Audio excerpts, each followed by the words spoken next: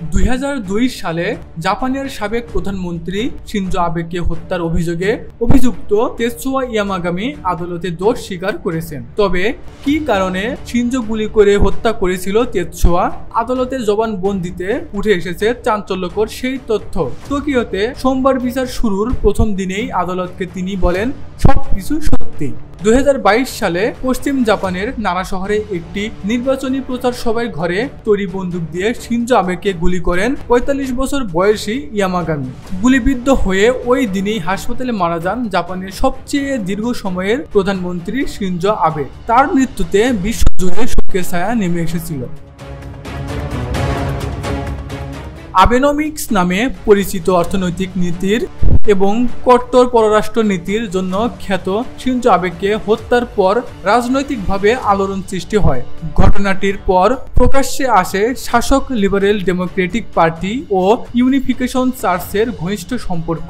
ইয়ামাগামি তদন্তকারীদের জানান তিনি আবেকে গুলি করেছিলেন কারণ তিনি বিশ্বাস করতেন আবে ওই ধর্মীয় গোষ্ঠীকে সমর্থন দিয়েছেন, যার কারণে তার মা ও পরিবার আর্থিকভাবে ধ্বংস হয়ে যায়। ইয়ামাগামির অভিযোগ, ধর্মীয় বিশ্বাসের প্রমাণ হিসেবে তার মা ওই চার্চে প্রায় 10 কোটি ইয়েন দান করেছিলেন। এই অভিযোগের পর চার্চের কর্মকাণ্ড নিয়ে তদন্ত শুরু হয়।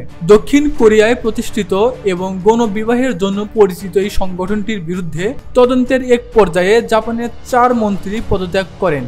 পরবর্তীতে চলতি বছরের মার্চে টোকিও আদালত ইউনিফিকেশন চার্চকে বিলুপ্তের আদেশ দেন, তাদের কর মুক্তির সুবিধা বাতিল করেন এবং সম্পত্তি বিক্রির নির্দেশ দেন। জাপান টাইমসের বরাতে সোমবার বিবিসি জানিয়েছে, এত কিছুর পরেও ইয়ামাগামির মা তার বিশ্বাস থেকে সরে আসেননি। তিনি স্থানীয় গণমাধ্যমকে বলেছেন, এই হত্যাকাণ্ড আমার বিশ্বাসকে আরও দৃঢ় করেছে। ইয়ামাগামির বিচার আগামী জানুয়ারি পর্যন্ত চলবে বলে ধারণা করা হচ্ছে, তবে তিনি অস্ত্র আইন ভঙ্গের অভিযোগ অস্বীকার করেছেন। জাপানের প্রচলিত অস্ত্র সংজ্ঞার আওতায় পড়ে না। জাপানে অস্ত্র সহিংসতার ঘটনা খুবই কম। শিনজো আবে হত্যার পর থেকে দেশটিতে ঘরে তৈরি বন্দুকের ওপর আরও কঠোর আইন প্রণয়ন করা হয়েছে। Uttara news international desk.